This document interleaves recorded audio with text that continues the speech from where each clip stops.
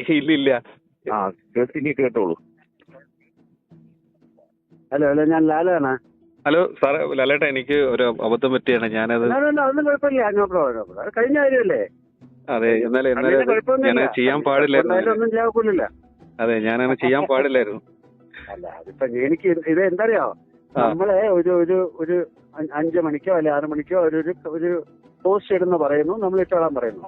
അതിന്റെ ഫംഗ്ഷന് കയറുന്നു. അതിന്റെ ഇടയ്ക്ക് എന്താണ് ന്യൂസിൽ വരുന്നതെന്ന് എനിക്കറിയില്ല. അറിഞ്ഞൂടാത്തൊരു കാര്യം സംസാരിക്കുന്നു. അത് ഞാൻ പറഞ്ഞു, എനിക്കറിയില്ല ന്യൂസ് എന്താണ് പറഞ്ഞിരിക്കുന്നത്.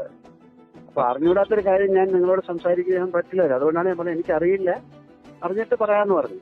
അതെ അതെ, ഞാൻ ആ ഒരു ആവേശത്തിന് വെച്ചുപോയത്, മൈക്ക് വെച്ചുപോയത്. അപ്പൊ അതായത് പിടികെട്ട് കൊള്ളാവുന്ന തങ്ങിക്കൊണ്ടു, വേറെ കുഴപ്പമൊന്നുമില്ല. ഞാനൊരു ആവേശത്തിന് മൈക്ക് വെച്ചായിരുന്നു. എന്ത് ചെയ്യാൻ പറ്റും, ഇവർക്ക് മാധ്യമം അങ്ങനെയാണല്ലോ. ഇപ്പൊ ഒന്നും കിട്ടിയില്ലേ നിങ്ങളെ കയറി പിടിച്ചു, ഇത്രയേ ഉള്ളൂ, വേറെ എന്ത് അതെ അതെ, കൈ ലോക്കായി.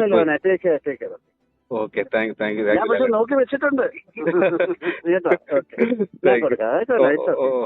പിന്നെ ഒരു മിനിറ്റ്. സമാധാനമായില്ലേ? സന്തോഷം, സമാധാനം ചേട്ടാ. Thank you. അതാ പറഞ്ഞ ഒരു പൂ ചോദിച്ചാൽ ഒരു വസന്തം തരുന്ന ആളാണ് മോഹൻലാൽ സ്റ്റാർ. അത്രേ ഉള്ളൂ, മനസ്സിലായോ? ഞാൻ പറഞ്ഞു ഇങ്ങനെ വിളിച്ചെന്ന് പറഞ്ഞപ്പോ എന്റെ അടുത്ത് പറഞ്ഞു നമ്പർ ഉണ്ടെങ്കിൽ നമുക്ക് അങ്ങോട്ട് വിളിച്ച് പറയണം എന്ന് പറഞ്ഞു. അങ്ങനെ വിളിപ്പിച്ചു കേട്ടോ. ഓക്കെ, വിളിച്ച് നിങ്ങളെ മാനേജ്മെന്റിന്റെ അടുത്തും മറ്റുള്ള പത്രക്കാരുടെ അടുത്തും ഒക്കെ വിളിച്ച് പറയണം, ഇതാണ് മോഹൻലാൽ എന്ന് പറയുന്ന ഒരാൾ. എന്റെ അടുത്ത് രാവിലെ ഒരു പത്രത്തിൽ നിന്ന് വിളിച്ച് ചോദിച്ചു, ഇത് പിന്നെ CMO ഒക്കെ ആണെങ്കിൽ എന്തായാലും മനസ്സിലായില്ലേ?